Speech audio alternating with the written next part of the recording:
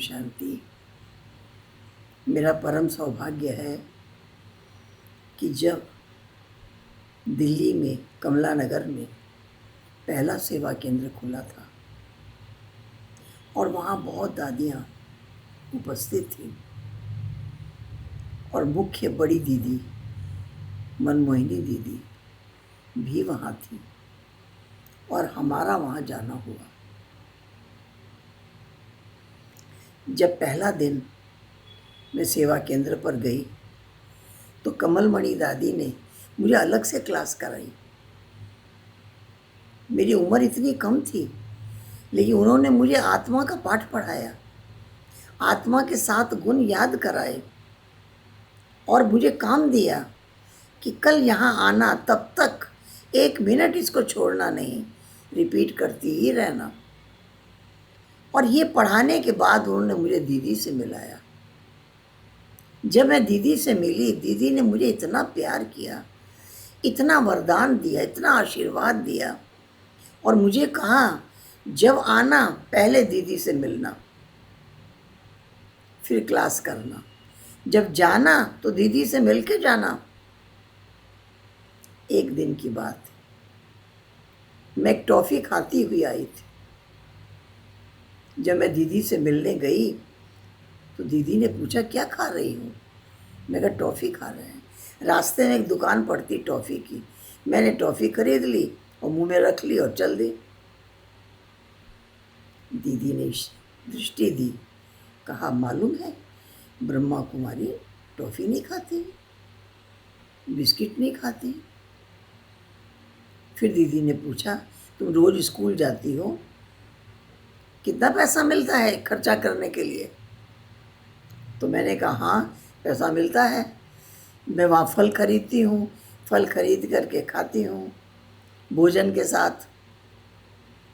दीदी ने कहा तुम यहाँ आना, मैं रोज़ तुमको टोली खिलाऊंगी और जो पैसा मिले मैं यहाँ एक मट्टी की गोलक रख देती हूँ, तुम रोज़ इसमें पैसा डालना। जब मैंने घर में जाके बताया तो सब ज़्यादा पैसा देने लग गए। फिर मैंने टॉफ़ी बिस्किट सब खाना बंद कर दिया और जब मैं ऊपर जाती पहले दीदी से मिलती। दीदी खूब गले लगाती, दृष्टि देती, सिर पे वरदान का हाथ रखती और मुझे टोली भी खिलाती और मैं उस गोलक में सारा पैसा डाल देती। मुझे याद है जब मैं पहली बार माउंट आबू गई वो गोलक भर गई थी।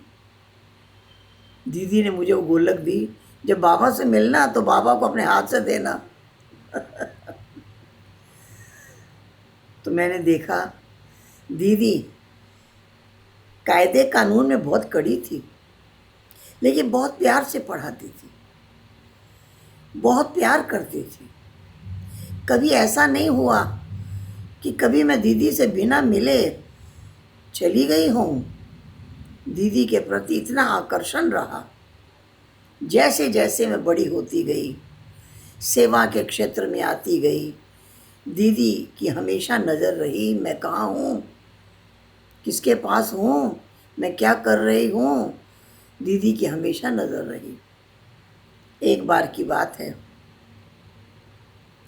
दीदी को मैं हमेशा हर सप्ताह पत्र लिखती थी। एक बार मैंने 1 महीना पत्र नहीं लिखा। जब मैं माउंट आबू गई तो दीदी ने मेरे से पूछा क्या बात है, तुम्हारा पत्र नहीं आ रहा है?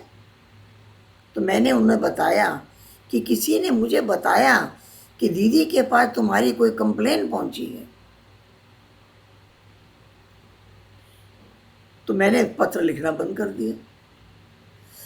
तो दीदी ने कहा अगर किसी ने कहा तो फ़ौरन चिट्ठी लिख करके पूछ लेना चाहिए, टाइम क्यों वेस्ट किया, इतने दिन क्यों गवाया?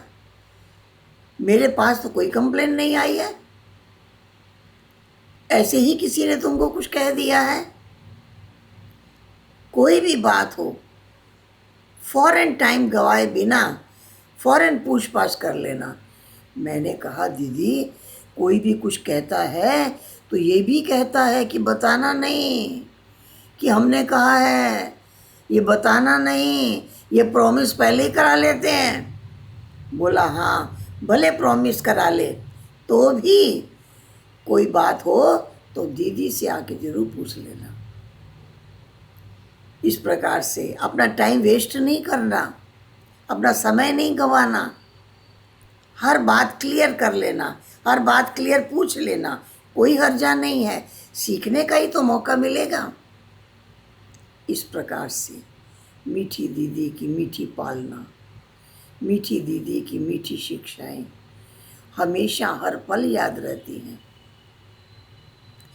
मुझे याद आता है कि दीदी ने चाहती थी दीदी कि मैं अन्य सेवा स्थानों पर रहूं। पहले बाबा ने मुझे बॉम्बे भेजा था, लेकिन वहाँ का क्लाइमेट मुझे सूट नहीं किया, तो मुझे बाबा ने कहा ईस्टर्न जोन में जाओ। तो जब मैं ईस्टर्न जोन की तरफ आई, दीदी की नज़र हम पर थी कि हम कहाँ हैं, क्योंकि हम कलकत्ता भी नहीं पहुँचे, हम पटना आए। हम यहाँ रह रहे हैं, कैसे रह रहे हैं, ये समाचार दीदी लेती रहती थी, पूछती रहती थी। और दीदी के पूछने में एक बहुत बड़ी पावर थी कि उस दृष्टि के कारण हमेशा संतुष्ट रहे, हमेशा खुश रहे, हमेशा प्रसन्नचित्त रहे, जहाँ रहे वहाँ का रिकॉर्ड बढ़िया रहा। ये कृपा दृष्टि, ये मीठी दृष्टि दीदी की थी। दीदी का पत्र आता, दीदी हमेशा पूछताछ करती, तो लगता कि दीदी के द्वारा बाबा की दृष्टि मिलती रहती है, वो पावर मिलती रहती है, वो शक्ति मिलती रहती है। तो मैंने देखा कि कभी भी दीदी ने छोड़ा नहीं कि हम कहाँ हैं, हम क्या कर रहे हैं, हम कैसे हैं, हमारी उन्नति हो रही है, हम आगे बढ़ रहे हैं। दीदी की इस पर नज़र रहती। ऐसी मीठी मीठी शिक्षाएं दीदी के द्वारा मिली, और इतनी मीठी पालना मिली, और मिलती ही रही, मिलती ही रही, अंतिम घड़ी तक मिलती रही। ऐसी मीठी पालना दीदी की मिली। एक सेवा यूपी के एक सेवा केंद्र पर दीदी ने ईस्टर्न जोन में आने पर मेरे को भेजा था, और जब मैं चलने लगी तो दीदी ने मुझे 500 रुपया दिया। बोला इसको अपने पास रखना, ज़रूरत हो तो खर्च करना। मैंने कहा क्या ज़रूरी है, मैं जहाँ जा रही हूँ वो बहन खर्चा करेगी, इसकी क्या ज़रूरत है। नहीं, तुम इसको रख लो। मैंने रख लिया। और जब मैं वहाँ से आगे बढ़ी तो मैं दीदी के पास गई और मैंने दीदी को रुपया लौटा दिया। मैंने कहा दीदी ज़रूरत ही नहीं पड़ी मेरे को। तो दीदी ने देखा कि ये बच्ची खर्च में भी व्यर्थ खर्च करने वाली नहीं है। दीदी ने भी कई आशीर्वाद दिए, कई वरदान दिए, छूट दे कर के भी मेरे को टेस्ट कर लिया। मैं कितनी छूट ले सकती हूँ। इस प्रकार से मीठी दादियों की मीठी दृष्टि ने, प्यार ने हमेशा सावधान किया, हमेशा अलर्ट रखा। कड़े कानून हैं, उसको कड़ाई से पालन करते हुए चलें, ऐसी प्रेरणाएं दी। कभी किसी के संग में नहीं आना, कभी किसी का रंग नहीं लग जाए, इस पर ध्यान देना, अपने ऊपर पूरा अटेंशन रखना। इस प्रकार से ऐसी मीठी पालनाएं दीदी देती रही और हमेशा पूछताछ करती रही। मेरा पत्र हर सप्ताह उनके पास पहुंचना चाहिए, मैं कैसे हूँ, कैसे चल रही हूँ। दीदी के पास हमेशा पत्र टाइम पर पहुंच जाए। और फिर इतना ही नहीं कि मेरा पत्र जाता था, दीदी भी पत्र का जवाब देती थी, क्योंकि दीदी तो सिंधी लिखती थी। इसलिए दीदी का पत्र पढ़ने के लिए मैंने सिंधी सीख ली, मैंने सिंधी लिखना सीख लिया, सिंधी पढ़ना सीख लिया। कुछ टाइम बॉम्बे में रही थी तो मैंने वहाँ सिंधी लिखना पढ़ना सब सीख लिया। तो मैं दीदी को सिंधी में भी पत्र लिखती थी। दीदी भी मुझे सिंधी में पत्र लिखती। इस में सहज था मुझे पत्र लिखना, क्योंकि दीदी को हिंदी में नहीं लिखना पड़ता था। हिंदी पत्र तो दीदी पढ़ लेती थी, लेकिन तो मैं सिंधी में लिखना भी शुरू किया और सिंधी में पढ़ना भी शुरू किया।